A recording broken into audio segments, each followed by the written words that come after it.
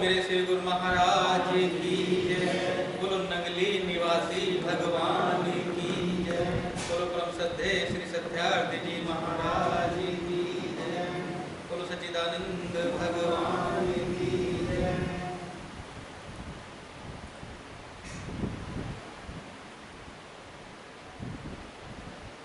बात अगर चमत्कार की करें तो ये तो दो उदाहरण थे। अगर आपको चमत्कार ही पढ़ने हैं तो गुरु जी का जो जीवन चरित्र है ना, इतना मोटा तो एक है और दूसरा भी इतना मोटा है और तीसरा राजा लिखी हुए हैं।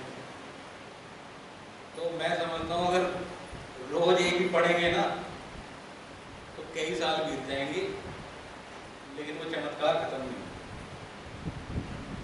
जिन्होंने जीवन चरित्र पढ़ा भी हुआ है तो उनको पता है। तो जो असाधारण चीज होती है वो असाधारण ही कार्य करती है, ये तो सबको पता ही है।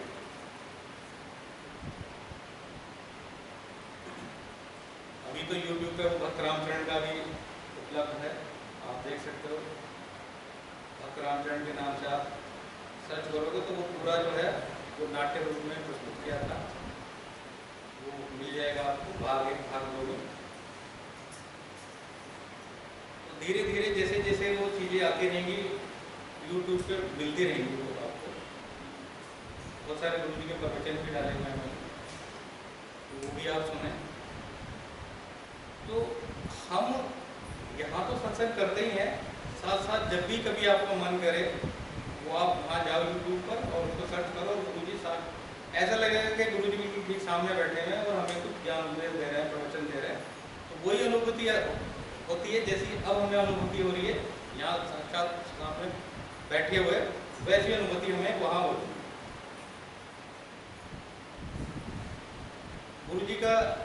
गुरु जी द्वारा रचित एक पद है मेरे सामने, मैं आपको उसको पढ़ता हूँ। बड़ा अच्छा है, उसको ध्यान से सुनना।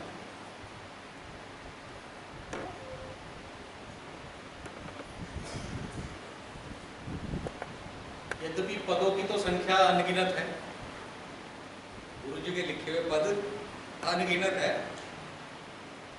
भजन भी बहुत सारे हैं, करीब 800 करीब भजन हो गए हैं टोटल मिला के, जो उनके अपने द्वारा रचित है, जो उनकी अपनी रचनाएं हैं भजन और पदों की, वो करीब 800 के करीब हो चुकी है। तो उसमें राजा को भी सहयोग है, कुछ टाइप राजा ने भी किया था, कुछ थोड़ा सा हमें भी सेवा का मौका मिला। तो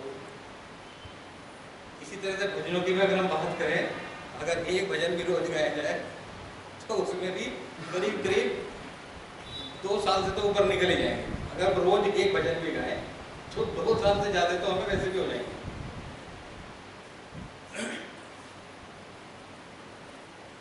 अष्ट 10 द्वारे सप्त काया, जे खोली संत सोई, नाही बने काल का खाजा, अंत न दुर्गति हो।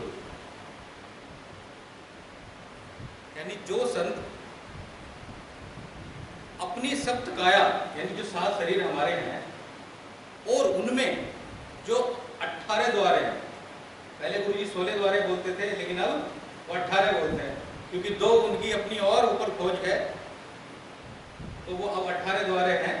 तो 7 काया और उनमें 18 द्वारे जो हैं उनको जो खोल लेता है वो संत हो जाता है। ना ही बने काल का खाजा, अंत न दुर्गति हो। और ऐसा संत जो ऐसा करता है वो कभी काल का खाजा नहीं बनता है, यानी काल उसको पकड़ नहीं पाता, काल के फंदे में वो नहीं आता और उसकी अंत समय में कोई दुर्गति नहीं है। काल क्षेत्र करी सब सुकृत नाही, बैर संजोई, सुकृत देख कर अदा काल, ऋण भक्ति रहे रचोई। यानी यहाँ गुरुदेव क्या कहते हैं, हम काल क्षेत्र में रहते हैं, काल क्षेत्र में रहते हैं तो हमें काल से बैर नहीं करना। जैसे कहते हैं ना कि जल में रहे अगर मगरमच्छ के साथ तो मगरमच्छ से बैर नहीं करना चाहिए, वरना तो वो हमें खा जाएगा। इसी तरह से जब हम काल क्षेत्र में रहते हैं तो हमें भी काल से बैर नहीं करना है। क्या करना क्या है फिर? सुकृत देकर अदा का। अब आपने देखा होगा कि जिस तरह से हम यहाँ अपने मकान में रहते हैं तो सरकार क्या करती है, उस पर टैक्स लेती है, नहीं लेती। अब आप चाहे एक अपनी पीढ़ी रहो, आने वाली पीढ़ी रहो, उससे आने वाली कई पीढ़ी रहो, टैक्स देते रहो और अपने मकान में रहते, ऐसा ही होता है। तो इसी तरह से काल भी यही चाहता है कि भाई तुम मेरे क्षेत्र में रहो, और जब तुम मेरे क्षेत्र में जाने की कोशिश करो तो मेरा टैक्स दे दो। अब उनका टैक्स कैसे दें हम? तो सरकार है यहाँ की, तो वो भी चाहेगी कि मेरा जो टैक्स देगा आप चले जाओ। अगर आप अपने को उद्धार करना चाहते हो और दयाल क्षेत्र में जाना चाहते हो और मेरे क्षेत्र से बाहर जाओगे, मेरा टैक्स दे दो, बात खत्म हो गई। अब उसका टैक्स कैसे दे? तो वो सुकृत देकर अदा काल ऋण भक्ति रहे रचो। तो जो हमारे सुकर्म है, ज्ञान तप तीर्थ परोपकार इत्यादि जो हमारे सुकर्म हैं, वो आप करते रहो। और इससे क्या होगा? इससे आपका जो वो टैक्स है वो अदा हो जाएगा, वो चुक जाएगा। अन्यथा तो क्या होगा? अगर हम सुकृत नहीं करते हैं लेकिन हम भक्ति जरूर करते हैं, ध्यान करते हैं, भक्ति करते हैं, तो फिर वो हमारी भक्ति से कट जाएगा। और पता लगा तो जितनी हमने भक्ति जोड़ी थी बहुत सारी तो उसी में टैक्स में कट गई और हम फिर वहीं के वहीं रह गए। तभी तो होता है कि हम भक्ति करते हुए भी हम उस क्षेत्र को, उस देश में नहीं जा पाते। तो यही कारण है कि हमें सुकृत करते हुए भी अपनी भक्ति को कमाना है, ताकि जो हमारे सुकर्म है वो नहीं मतलब कर के रूप में अदा हो जाए। जिन नहीं कीनी सुकृत पुण्य काल चाल फंदोई, लक्ष्य साध्य सचखंड पारा अकाल पुरुष स्थिर। और जो सुकृत नहीं करते, यानी जो इस तरह के कर्म नहीं करते, उनका क्या होता है? फिर अंत में वो काल के बंध में ही फंस जाते हैं। इसीलिए अपना लक्ष्य इस काल क्षेत्र में रहते हुए उस सचखंड देव के पार आदि अनादिश्वर जो अकाल पुरुष है उसका लक्ष्य साध कर। और रामदेव एक लक्ष्य साधी अनंत व्योम गमनोई, तह पूर्ण पद परे कछु नहीं सो पद विरल पटो। तो गुरुदेव कहते हैं कि अपना लक्ष्य साध कर रखो, एक लक्ष्य साध कर रखो। कहां पर? जिससे कि आप अनंत व्योम के पद पर चलो, वहां तक पहुंचो। अनंत व्योम जो 18वां है वहां तक आप चलो। तय पूर्ण पद परे, और उससे परे पूर्ण पद कोई नहीं है, वह पूर्णता है। परे कछु नहीं सो पद विरल, और इस तरह उस पद को प्राप्त करने वाला कोई विरला ही होता है। तो अपना लक्ष्य इस काल क्षेत्र में रहते हुए लक्ष्य अपना वो रखना गुरुदेव के सानिध्य में, तो आप भी बिरले बन जाओ। बिरला बनना कोई कठिन नहीं है, लेकिन अगर आपने विश्वास के साथ, श्रद्धा के साथ भक्ति ध्यान योग करते रहे तो आप भी बिरले हैं। बल्कि मैं कहता हूं आप सारे बिरले, आप सब बिरले हैं, आप सब उस अमृत को प्राप्त कर सकते हैं, लेकिन विश्वास के साथ। तो जो गुरु जी ने कहा है उसको करते चलो, ध्यान में बैठते चलो, निरंतर बैठते चलो, वो पद आपको मिलेगा, बिल्कुल मिलेगा। एक बार गुरुजी ने एक संत ने गुरुजी से पूछा कि गुरुजी ये बताओ कि हर व्यक्ति भक्ति कर रहा है, लेकिन जब वो ब्रह्म पद तक पहुंचता है तो वो गिर जाता है। जब वो ऊंचे पद पर पहुंचता है तो वो उसका पतन हो जाता है, वो गिर जाता है। अब इसका कारण तो वो खुद सोम है, वो जो वहां तक पहुंच रहा है उसका भी वो कारण सोम है, और जब वो पहुंचकर भी नीचे फिसल जाता, गिर जाता, उसका भी कारण वो सोम ही है। तो जिस तरह से जैसे कक्षा होती है, कक्षा में हम पूरे वर्ष पढ़ते हैं, परंतु एक महीना ऐसा आता है जिसमें हमारी परीक्षा होती है। तो जो परीक्षा में पूरे वर्ष पढ़ता है ध्यान से वो पास हो जाता है, और जो नहीं पढ़ता वो फेल हो जाता है। इसी तरह से उच्च शिक्षा को ले लो, तो उच्च शिक्षा में जब हम अच्छे तरह से ज़्यादा घंटों पढ़ते हैं तो वो भी हम उच्च परीक्षा हम पास कर लेते हैं, अन्यथा तो हम फेल हो जाते हैं। इसी तरह से आध्यात्मिकता में भी है कि जब हम अपना ये सारी चीजें हम करते रहेंगे, कौन सी, कि हम ध्यान में बैठें, सत्संग में आए और ये करते, तो हम उस परीक्षा को पास कर सकते हैं, गुरु आज्ञा को हम निभाएं उस, तो ये हमारी एक तैयारी है। कौन सी तैयारी है? जब हम उस परीक्षा के निकट पहुंचेंगे, उस परीक्षा की तैयारी है हम आज करते चल रहे हैं। आज आप बैठे हो तो आज भी आप परीक्षा की तैयारी कर रहे हैं, आज भी आप परीक्षा की तैयारी कर रहे हैं। वरना एक बात मैं सत्य कहूं, अगर परीक्षा लेने भगवान आए तो एक भी परीक्षार्थी पास नहीं। अगर परीक्षा लेने भगवान स्वयं आ जाए तो मैं ये दावे के साथ कह सकता हूं कि एक भी परीक्षार्थी पास नहीं हो, और मैं ये भी दावे के साथ कह सकता हूं कि ये परीक्षा गुरु जी लेते हैं और वो कोई फेल नहीं। मैं दोनों चीजें दावे के साथ कह सकते हैं। तो इसलिए परमेश्वर ने भी कहा है, संतों की ये प्रथा कैसे चली?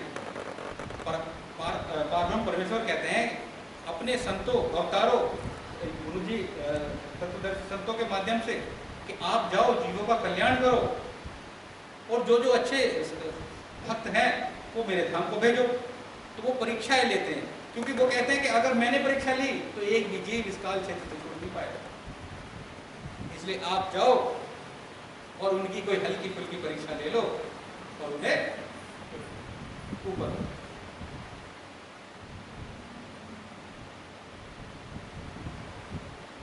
कहते हैं कि मंजिल पर जाकर जो फिसले उनका भाग फूटा, के शैतान ने पकड़े हरि उससे रोका, करे बढ़ बढ़कर जो बड़ी बातें उनका तप ज्ञान झूठा है, ओ राम देव साची कहूं अमृत बिरलो ने लूटा। तो जो बढ़ बढ़कर बड़ी बातें करते हैं तो उनका तप ज्ञान झूठा है। हम शिखर पर पहुंच जाते हैं, क्यों हम फिसल कर नीचे आ जाते हैं? क्योंकि हमारे अंदर विश्वास नहीं है, हम ये नहीं जानते कि हम किसके सामने बैठे हैं। जिस दिन आपको ये विश्वास हो गया उस दिन मैं कहता हूं हर परीक्षा से आप पास हो। और ये भी निश्चित है कि बिना परीक्षा के कोई पास नहीं होता, बिना परीक्षा के कोई उस पद को प्राप्त नहीं कर सकता। ये उदाहरण इस संसार में मिले हैं। सत्यवादी हरिश्चंद्र को देख लीजिए, कितनी परीक्षाएं दी हैं तभी वो उस पद को प्राप्त कर सके। राजा मोरध्वज को देख लीजिए, कितनी परीक्षाएं उन्होंने दी हैं तभी वो उस पद को प्राप्त कर सके। मीरा को देख लीजिए, और बहुत सारे भक्त ऐसे हैं जिनका रिकॉर्ड है वो हमारे सामने है, लेकिन कुछ ऐसे भी भक्त होंगे जिनका रिकॉर्ड ही नहीं है, लेकिन वो कभी ऐसे कुछ भक्त तो हुए होंगे।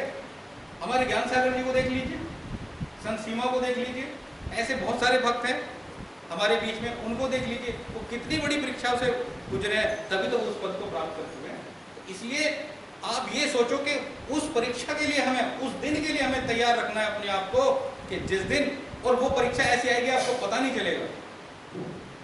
उस परीक्षा का केवल एक ही हिंट है, केवल एक ही हिंट है, और वो हिंट क्या है कि या तो गुरुजी ऐसा लगेगा कि आपको कुछ अलग हटा रहे हैं अपने आप से, आपको लगेगा कि गुरुजी ना मुझे पसंद नहीं करते, आपको कुछ ऐसा लगने लगेगा, या कुछ मुझे डांट रहे हैं।